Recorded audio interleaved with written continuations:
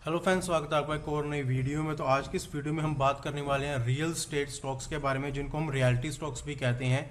ये कैसे काम करते हैं, इनमें कौन कौन से स्टॉक्स आते हैं, कौन कौन सी कंपनी हैं जो अच्छा टर्नओवर दे रही हैं, और इसमें हम कुछ ऐसे स्टॉक्स के बारे में भी जानेंगे जिनका डिविडेंड रेट काफ़ी अच्छा है, जिसका कि जो हमें फ़ायदा है एक हमें जो अदर साइड इनकम है उससे भी हो सकता है। नमस्कार दोस्तों, मेरा नाम है जसप्रीत, स्वागत करता हूँ मैं अपने चैनल पे।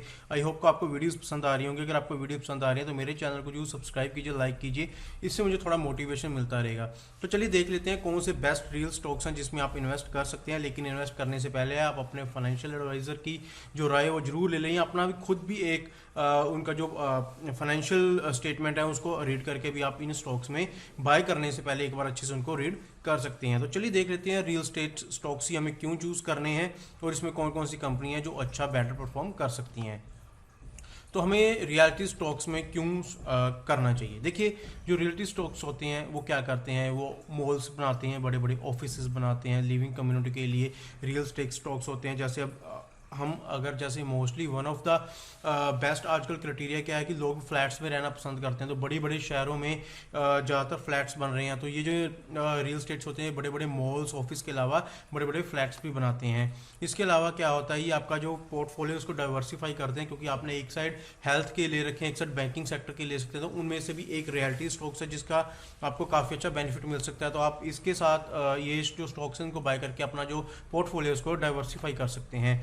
इसके अलावा इनकी जो इनकम होती है मोस्टली कैसे आती है, देखिए आपने भी देखा होगा कि जैसे प्रॉपर्टीज़ होती हैं, जो डीलर्स होते हैं वो पहले घर बनाते हैं, देन उसको वो बेच देते हैं। ऑफ कोर्स वो जितने में भी बनाते हैं तो उससे ज़्यादा में बेचते हैं। तो एक तो ये इनकी इनकी ये इनकम होगी। दूसरा क्या होता है कि एक रेंट, क्योंकि ज़्यादातर क्या होते हैं बिल्डर्स या फ्लैट्स होते हैं तो वो उनको रेंट पर देकर भी यहाँ अपने ऑफिस बनाते हैं, मॉल बनाते हैं, उनमें जो भी शॉप्स होती हैं या शोरूम्स होते हैं उनको वो रेंट पे दे देते हैं। तो उनको दोनों साइड से इनकम आती है, रेंट से भी इनकम आ रही है और इनका जो इन्होंने अगर कोई प्रॉपर्टी बनाई है उसकी जो वैल्यू है वो इंक्रीज होती है, तो इससे भी उनको बेनिफिट होता है। इसके अलावा क्या होता है, इनकी जो टैक्सेबल वैल्यू होती है, मान लीजिए किसी कंपनी का जो टैक्स बन रहा है 100 करोड़ के अराउंड, तो उसमें से ऑलमोस्ट 90% है वो जो अब वो एज अ डिविडेंड दे देते हैं। डिविडेंड की वीडियो मैंने आपको बता रखी है, क्या होता है डिविडेंड, आप वो वीडियो भी देख सकते हैं। तो इसमें आपको यही बेनिफिट मिलेगा, एक तो जो स्टॉक बढ़ेगा उसका आपको बेनिफिट मिलेगा मिलेगा, साथ को आपको अदर इनकम भी मिल जाएगी। तो उनका जितना भी टैक्सेबल प्रॉफिट होगा उसमें से आपको 90% डिविडेंड भी मिल जाएगा। और ये जो स्टॉक्स हैं ये आपको काफ़ी अच्छी अपॉर्चुनिटी दे रहे हैं, क्योंकि आजकल आप मोस्टली क्या हो रहा है कि ज़्यादातर टाउन्स बन रहे हैं, सोसाइटीज़ बन रही हैं, लोगों के पास खुद नहीं इतना टाइम होता कि वो खुद अपना सारा कुछ ये कर सकेंगे। तो वो प्रेफर करते हैं बने बनाए घर लेने में, बने बनाए शॉप्स में लेने में या बने बनाए ऑफिस लेने में। तो ये काफ़ी अच्छा सिनेरियो है जिसमें हम रियलिटी स्टॉक्स में इन्वेस्ट कर सकते हैं। तो चलिए देख लेते हैं कौन से अगले स्टॉक्स हैं जिनमें हम इन्वेस्ट कर सकते हैं। सबसे पहले आता है GR इंफ्रा प्रोजेक्ट्स।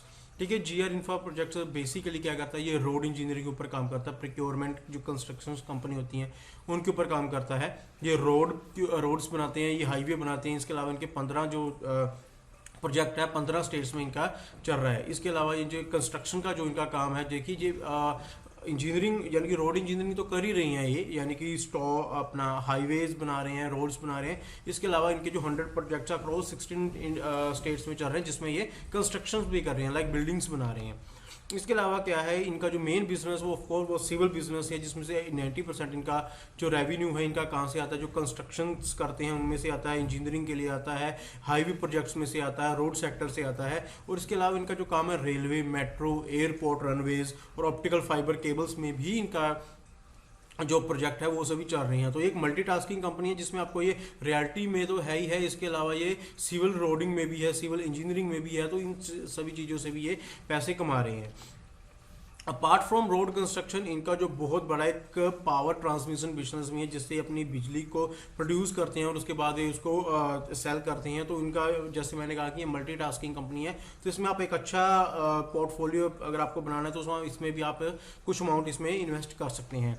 तो बात करें इसकी फाइनेंशियल कंडीशन की, तो मार्केट कैप इसकी है 11 या 392, जो कि लार्ज कैप है, डेब्ट टू इक्विटी ना के बराबर है। रिटर्न ऑफ इक्विटी काफ़ी अच्छी, आपको 20% रेट ऑफ इक्विटी मिल रही है। प्रोमोटर होल्डिंग 80% है, जो कि बहुत बढ़िया है।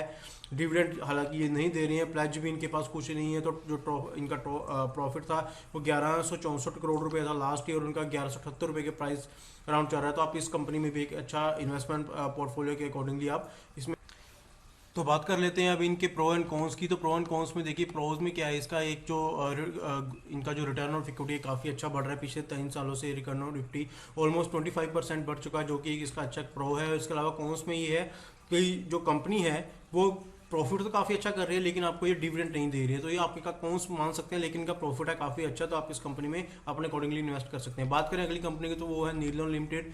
नीलम लिमिटेड है वो बेसिकली टेक्नोलॉजी पार्क्स बनाते हैं, इंडस्ट्रियल पार्क्स बनाते हैं, बड़ी बड़ी इंडस्ट्रीज बनाते हैं। तो इनमें उनके लिए काम किया जाता है। इनका जो मेन बिजनेस है वो गोरेगांव मुंबई में है। इसके अलावा जो इनका सबसे बड़ा कैंपस है वो नीलम नॉलेज पार्क के नाम से, वो 23 एकड़ कैंपस है। और इसके अलावा ये जो इनका जो almost 30 lakh square feet area है, जो इन्होंने सिर्फ एक फेस में ही कंस्ट्रक्ट कर दिया। इसके अलावा 2, 3 और 4 फेस हैं, जिसमें इन्होंने 18 लाख लगभग 19 लाख स्क्वायर फीट के अराउंड इनके पास लाइसेंसेबल एरिया, जहाँ पे इन्होंने बहुत बड़ा कंस्ट्रक्शन करना। तो ये भी बहुत बड़ी कंपनी है जिसमें आप इन्वेस्ट कर सकते हैं। हालांकि ये जो कंपनी का मोस्टली काम मुंबई में ही है, लेकिन इसको अदर स्टेट से भी काफ़ी काम मिल रहा है, तो जिसकी वजह से यहाँ पे टाउन्स और सोसाइटीज़ बनाने में काम कर रहे हैं, और जिसका आपको बेनिफिट मिल सकता है। बात करें फाइनेंशियल कंडीशन की, तो ये एक मिड कैप कंपनी है। डेट टू इक्विटी थोड़ा है।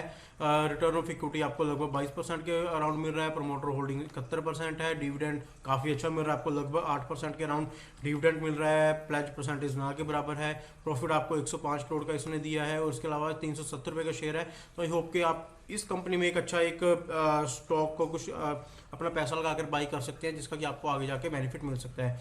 बात करें इसके प्रो एंड कॉन्स की, तो प्रो में एक अच्छा डिविडेंड दे रही है। 7.2 रेशो का ऑलमोस्ट इसका बढ़ चुका है। कंपनी का जो क्वार्टर है वो काफ़ी अच्छा आने वाला है।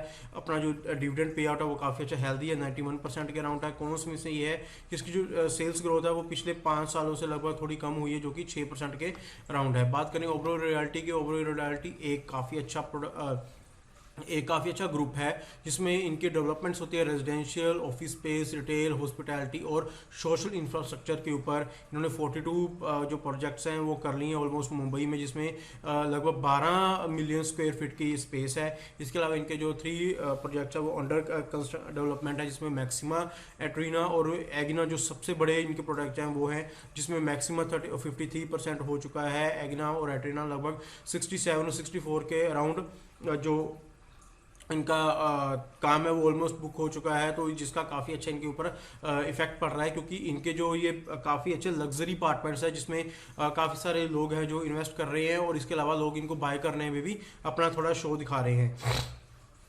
इसके अलावा ये जो कंपनी है ये रेजिडेंशियल प्रोजेक्ट्स में तो काम कर रही है, साथ में ये रेंटल इनकम और हॉस्पिटैलिटी सेक्टर में भी काम कर रही है। बात करें इसके फाइनेंशियल कंडीशन की, तो ये एक लार्ज कैप कंपनी है। डेट टू इक्विटी ना के बराबर है। रिटर्न ऑन इक्विटी भी अच्छा है, 11% है। प्रमोटर होल्डिंग अच्छी है, 70% के अराउंड। डिविडेंड भी ठीक ठाक मिल रहा है। प्राइस बिल्कुल भी नहीं है। प्रॉफिट आफ्टर टैक्स 1422 करोड़ है, जो कि अच्छा है, और शेयर प्राइस 894 के अराउंड चल रहा है। बात करें प्रो एंड कॉन्स की, तो प्रो में कोई नहीं है। इसका प्रो फिलहाल मेरे को कुछ दिखा नहीं है, लेकिन जो कॉन्स है इसमें बस ये है कि पिछले लास्ट ईयर से जिनका जो रिटर्न ऑन इक्विटी है वो थोड़ा कम हुआ है, और इसके अलावा जो डिविडेंड पे आउट है वो भी पिछले लास्ट 3 ईयर्स के कंपैरिजन थोड़ा इन्होंने कम किया है। बात कर रहे हैं अगली कंपनी की, तो वो है प्रेस्टीज एस्टेट प्रोजेक्ट्स, जिसका जो मेन काम है रियल एस्टेट जो डेवलपमेंट है उनको करना। इसके अलावा ये प्रॉपर्टीज़ को कंस्ट्रक्ट करते हैं, लीज पे ऑफिस देते हैं, और रिटेल प्रॉपर्टीज़ में भी काम करते हैं। ये बेंगलुरु की सबसे बड़ी कंपनी है। इसके अलावा इनकी जो प्रेजेंस है हैदराबाद और चेन्नई में है, और इसके अलावा ये कोची, मंगलोर, गोवा, मैसूर, पुणे, ऑलमोस्ट काफ़ी अच्छी बड़ी बड़ी स्टेट्स में अपना ये काम है, जो प्रोजेक्ट्स है वो लेकर जा रही हैं। इसके अलावा इन्होंने IT मॉल्स बहुत बड़े बनाए हैं, मॉल्स बना रहे हैं, टायर सिटीज़ बना रहे हैं, अहमदाबाद, अमृतसर, चंडीगढ़। तो ऑलमोस्ट जितनी भी हमारी कंट्री की जितनी स्टेट्स हैं इनको ऑलमोस्ट कवर करने में लगे हुए हैं। और उसके बाद जो उनकी प्रेस्टीज स्मार्ट सिटी है जो HDFC प्लेटफॉर्म के बारे में बना रही है, वो एक मिडिल क्लास जो होते हैं उनके लिए भी एक अच्छी अपॉर्चुनिटी लेकर आ रहे हैं। तो ये लग्जरी के साथ साथ एक मिडिल क्लास फैमिली के लिए भी एक अच्छे प्रोजेक्ट्स बना रहे हैं, जो कि इनका प्रेस्टीज स्मार्ट सिटी बहुत बड़ा प्रोजेक्ट है। बात करें इनके फाइनेंशियल कंडीशन की, तो एक लार्ज कैप कंपनी है। डेट टू इक्विटी सिर्फ 1% है। रिटर्न ऑन इक्विटी ठीक है, 7%। प्रमोटर होल्डिंग भी अच्छी है। डिविडेंड ठीक ठाक है। प्लेज बिल्कुल भी नहीं है। 521 करोड़ का इसको लास्ट टाइम प्रॉफिट हुआ था, और शेयर प्राइस 460 के अराउंड चल रहा है। बात करें प्रो एंड कॉन्स की, तो प्रो में ये है कि इनकी सेल ग्रोथ काफ़ी बड़ी है पिछले लास्ट 10 ईयर में। कौन सी है कि इनकी जो रिटर्न ऑफ इक्विटी है वो थोड़ी कम हो गई है पिछले 3 ईयर्स में, और जो प्रमोटर है उन्होंने थोड़ी अपनी जो होल्डिंग है वो डिक्रीज़ की है लगभग 4.5% के अराउंड पिछले लास्ट 3 ईयर्स में। बात करें अगली कंपनी का, तो फिनोलिक्स मिल्स है। फिनोलिक्स मिल्स जो है इनका जो मेन काम होता है ऑपरेशन और मेंटेनेंस और माल और कंस्ट्रक्शन करना। इन्होंने कमर्शियल और रेजिडेंस प्रॉपर्टीज़ की, इसके अलावा इनका होटल में भी कंस्ट्रक्शन का बिजनेस है। इसके अलावा ये क्या करते हैं, सबसे ज़्यादा जो मॉल है वो सभी इनके पास है, जो कि मोस्टली मुंबई, बेंगलुरु, चेन्नई, पुणे और लखनऊ में है। और इनका सबसे पुरानी कंपनी है, ये मोर देन 100 ईयर्स पुरानी कंपनी है। तो इसके अलावा इन्होंने ज़्यादातर इंस्टीट्यूशनल जो चीज़ें हैं उनमें बनाई है, वेल्थ फंड्स में, लॉन्ग टर्म एफआई, इंस्टीट्यूशनल और जो म्यूचुअल फंड्स और इंश्योरेंस कंपनी जो हेड्स कंपनी है वो उन्होंने इनके ऊपर काफ़ी अच्छा अप्लाई किया हुआ है। इनके बीच में काफ़ी बड़ी बड़ी इन्वेस्टमेंट्स हैं, तो ये कंपनी काफ़ी अच्छा फ्यूचर है इसका, तो आप इसमें भी एक अच्छा बाइंग कर सकते हैं। इसके अलावा इनकी जो डील है वो गवर्नमेंट ऑफ सिंगापुर के साथ भी हुई है। ये वहाँ पर भी कुछ इन्वेस्टमेंट इनका प्लान हुआ है, वहाँ पर भी कुछ ही अपनी सिटीज़ बना रही हैं। तो ये काफ़ी अच्छी कंपनी है जिसमें आप एक अच्छा इन्वेस्टमेंट कर सकते हैं एक लॉन्ग टर्म एस्पेक्ट्स के लिए।